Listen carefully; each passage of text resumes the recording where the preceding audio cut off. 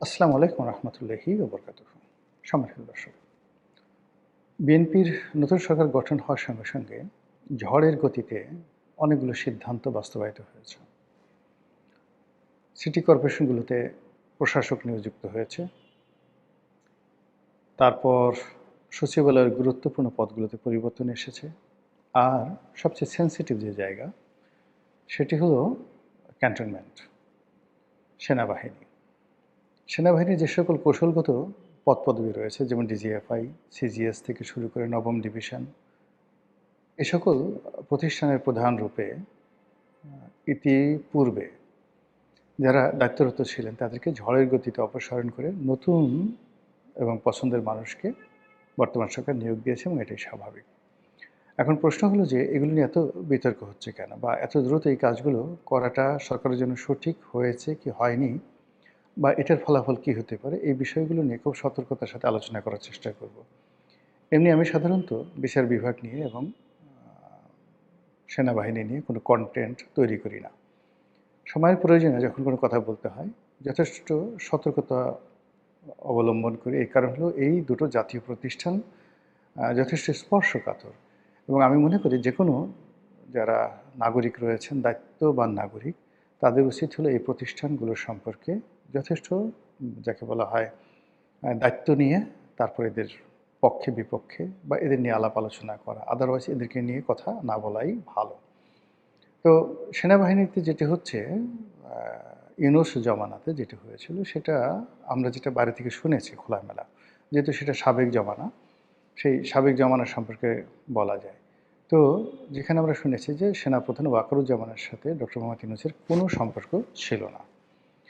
২ নম্বরে যেটা হলো যে ডক্টর ইউনূস বারবার সেনাপ্রধানকে পরিবর্তন করার চেষ্টা করেছেন, পারেননি।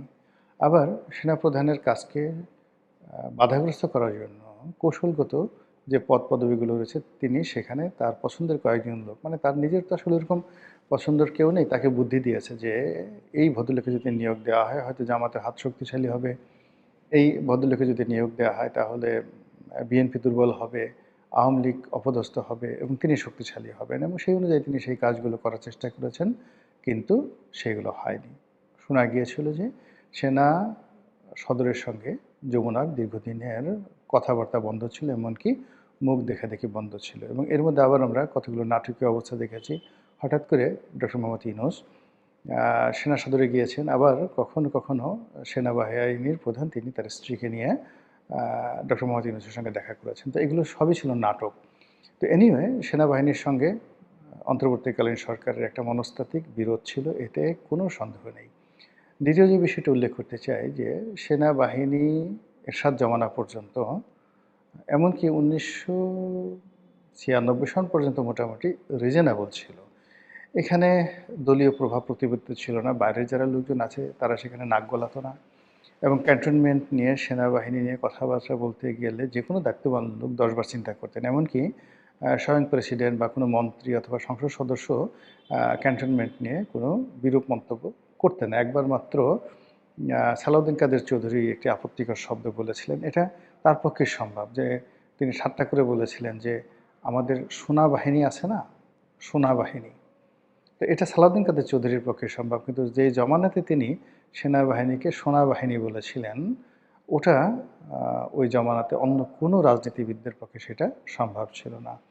তো তিনি সে কেবলমাত্র সেনাবাহিনীকে বলেননি, তিনি শেখ হাসিনাকে নিয়ে ঠাট্টা করেছেন। তিনি শেখ হাসিনাকে নিয়ে বলেছেন, একবার অভিযোগ আসলো যে তার জাহাজ স্বর্ণ চোরা কারবারি করে, স্বর্ণ চোরা চালানি করে নেয়, এবং এটা স্বয়ং প্রধানমন্ত্রী একবার এটা নিয়ে কটাক্ষ করলেন যে সালাউদ্দিন কাদের চৌধুরী সোনা চোরা কারবারির ব্যবসা করেন। তো এটার জবাবে তিনি বললেন যে ওনার চারিদিকে এত সোনা, তো এত সোনা রেখে উনি কেন আমার সোনার দিকে ওনার এত নজর, আমি এটা বুঝতে পারি না। এখন বলেন তো এই প্রশ্নের কী জবাব দেবেন? সেই সালাউদ্দিন কাদের চৌধুরী সেই বিখ্যাত সোনা মিয়া লাল মিয়া, সোনা কাইটা লাল করে দাও, সোনাকে কেটে লাল করে দাও, এই সকল অবিস্মরণীয় কথা বলার পাশাপাশি তিনি বেগম জিয়া তারেক জিয়াকেও ছাড়েননি। তিনি বলতেন যে একসময় শুনতাম কুকুরের লেজ নাড়ায়, এখন লেজে কুকুর নাড়ায়। স্পষ্টতই তিনি সেই যে হাওয়া ভবনের সেই যুগে তারেক রহমান সাহেবের প্রভাব এবং প্রতিপত্তি নিয়ে কটাক্ষ করেছেন এবং এই কটাক্ষ করার পরেও বিএনপিতে তিনি অপরিহার্য নেতা ছিলেন। তিনি স্থায়ী কমিটির সদস্য ছিলেন না, কিন্তু স্থায়ী কমিটির বৈঠকে উপস্থিত ছিলেন। তো এরকম তার সন্তান এবছর মনোনয়ন পেয়েছে অনেকটা তার চরিত্রের। আবার তার ভাই গিয়াসউদ্দিন কাদের চৌধুরী, তাকেও বাদ দেওয়ার বহু চেষ্টা করা হয়েছিল, কিন্তু চট্টগ্রামের রাজনীতিতে সালাউদ্দিন কাদের চৌধুরী পরিবারের বিকল্প এখনো বিএনপি খুঁজে পায়নি। তো যেটা বলছিলাম যে সালাউদ্দিন কাদের চৌধুরী ছাড়া এইভাবে আসলে সেনাবাহিনী নিয়ে সরাসরি কেউ কথা বলেনি। আর এই গত 17 মাসে সেনাবাহিনী নিয়ে কথা যদি কেউ বলে থাকেন, সেটা ব্যারিস্টার ফুয়াদ বলেছেন। ফুয়াদের অনেক সাহস, তিনি এই কথাগুলো বলেছেন। এখন এই কথা যদি এখনও তিনি বলতে পারেন, তাহলে বুঝতে পারবো যে না, তিনি সত্যিকার অর্থেই বাপের বেটা। এনিওয়ে, তো সেই সেনা প্রধানের সঙ্গে সেনাবাহিনীর সঙ্গে যেটা ডক্টর মোহাম্মদ ইউনূসের জমানাতে ছিল, এর মূল কারণ ছিল আওয়ামী লীগ জমানাতে সেনাবাহিনীকে রীতিমতো নির্জীব এবং রীতিমতো অপদার্থ বানিয়ে ফেলা হয়েছিল। বলা হয়ে থাকে যে সেখানে আত্মীয়করণ, গোপালগঞ্জের লোকদেরকে আধিক্য দেওয়া, প্রাধান্য দেওয়া, এর বাইরে আরও অনেক কিছু, মানে আওয়ামী লীগ করতে হবে, এরপরে জয় বাংলা বলতে হবে, এরকম মানে সেনাবাহিনীর মধ্যে এই ধরনের অনাচার অবিচার, যেটা পুরো সেনাবাহিনীর যে চেইন অফ কমান্ড, সেই চেইন অফ কমান্ডকে ব্রেক করে ফেলেছিল। বিশেষ করে জেনারেল আজিজের জেনারেল আজিজের আগের থেকে, মানে শেখ হাসিনার জমানা থেকে যারাই সেনাপ্রধান হয়েছেন, তিনি তাদেরকে তার পিএসের মতোই ভাবতেন, তুমি করে কথাবার্তা বলতেন। এবং ঠিক শেষমেশ তিনি চাইতেন আরও আনুগত্য। যেভাবে একটা সময় আনিসুল হক সাহেব, যে ঢাকার মেয়র ছিলেন, তার ভাই সেনাপ্রধান ছিলেন, তো একেবারে সরল সোজা বেলাল সাহেব। তো তিনি দেখা গেল প্রধানমন্ত্রী শেখ হাসিনা সমুদ্র তীরে খালি পায়ে তিনি ঘুরে বেড়াচ্ছেন, সমুদ্রের পানি তার পায়ে লাগছে, বেলাল আর এক ধাপ এগিয়ে তিনি হাঁটু পানিতে নেমে গেলেন এবং তার সেই সামরিক পোশাক ভিজে মানে একেবারে চুপ হয়ে গেল। এরকম মানে যে যত বেশি নির্লজ্জ হতে পারতো, বেহায়া হতে পারতো, সেটা যে যেখানে থাকুক না কেন, সে রাজনৈতিক আনুকূল্য পেত। এবং আমাদের সেনাবাহিনীও সেই আওয়ামী লীগের রাজনীতিকরণ থেকে রক্ষা পায়নি। এই কারণে জেনারেল ওয়াকারুজ্জামান থেকে শুরু করে আওয়ামী লীগ যারা সেনাপ্রধান, সেনাপতি ছিলেন, তাদের সকলের প্রতি বিপ্লবীদের, তারপরে শেষে অন্তর্বর্তীকালীন সরকারের ক্ষোভ ছিল। এবং এই প্রথম অনেক সার্ভিং জেনারেল তারা তাদের কমান্ড ফেলে দেশ থেকে পালিয়ে গেছেন, যেটা এই স্বাধীন বাংলাদেশে কখনো হয়নি। এমনকি 75-এর 15ই আগস্টের সময়টা তো হয়নি। তো এই ঘটনা ঘটেছে এবং তারই প্রেক্ষিতে যখন জনাব তারেক রহমান সাহেব ক্ষমতা আরোহণ করেছেন, আরোহণ করার পরে সবাই বলে থাকেন যে এই নির্বাচন হওয়ার পেছনে, তারেক রহমান সাহেবকে দেশে আনার পেছনে এবং দ্রুত তাকে প্রধানমন্ত্রী বানানো বা তার হাতে ক্ষমতা হস্তান্তর করার ক্ষেত্রে জেনারেল ওয়াকারুজ্জামান শক্ত ভূমিকা নিয়েছেন। আদারওয়াইজ ডক্টর মোহাম্মদ ইউনূস কোনো অবস্থাতেই নির্বাচন এত সহজে হতে দিতেন না। দ্বিতীয়ত, নির্বাচনের পরে যে সকল জটিলতা তৈরি করার চেষ্টা করা হচ্ছিল, যেমন বলা হচ্ছিল যে কনস্টিটিউশনাল অ্যাসেম্বলি হবে, তারপরে সংসদ সদস্য যারা নির্বাচিত হয়েছেন তারা দুটো শপথ নেবেন, প্রথমে তারা কাজ করবেন সংবিধান সংশোধন করা এবং জুলাই সনদ বাস্তবায়ন করা, তারপর তারা সংসদ সদস্য হিসেবে দায়িত্ব পালন করবেন। এই সকল পরিকল্পনা ভেস্তে গেছে, সকল পরিকল্পনাকে নস্যাৎ করে দেওয়া হয়েছে। মনে করা হয় এটি জেনারেল ওয়াকারুজ্জামান এবং তার যারা সঙ্গী সাথীজন, তারা এই কাজ না করলে হয়তো ডক্টর মোহাম্মদ ইউনূস এত সহজে ছাড় দিতেন না, আলী রিয়াজরা এত সহজে ছাড় দিতেন না। দ্বিতীয়ত হলো যে এই সংসদ নির্বাচন হওয়ার পরেও ডক্টর মোহাম্মদ ইউনূস কতদিন ক্ষমতায় থাকবেন এটা নিয়ে একটা ধোঁয়াশা ছিল।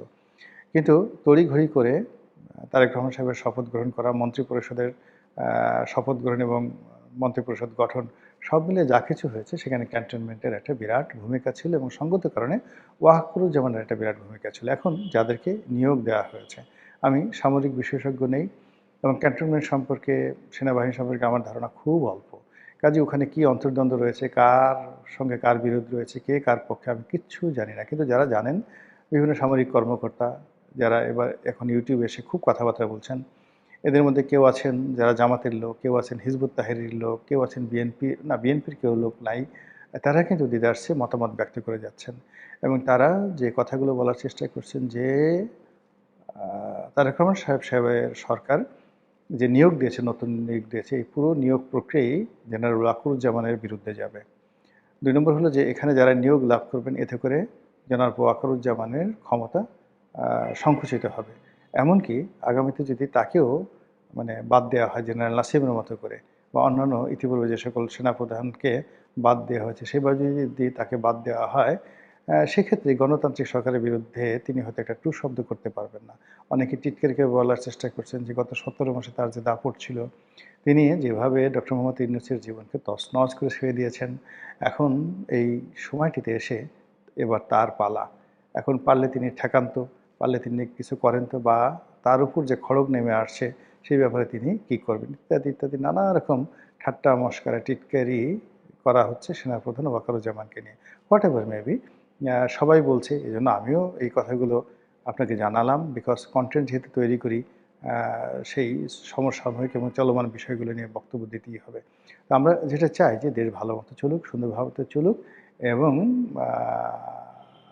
বর্তমান সরকার যারা আছে তারা সফল হোক, দেশে শান্তি এবং শৃঙ্খলা ফিরে আসুক, এবং আমাদের সেনাবাহিনী তাদের অতীত ঐতিহ্য ফিরে পাক, এবং সত্যিকার অর্থে দেশ রক্ষার কাজে, দেশ মাতৃকার সেই স্বার্থে তারা তাদের জীবন উৎসর্গ করুক, এই আত্মপ্রত্যয় তাদের মধ্যে জেগে উঠুক, এই সরকারের নেতৃত্বে এই প্রার্থনা করছি। আসসালামু আলাইকুম ওয়া রাহমাতুল্লাহি ওয়া বারাকাতুহু।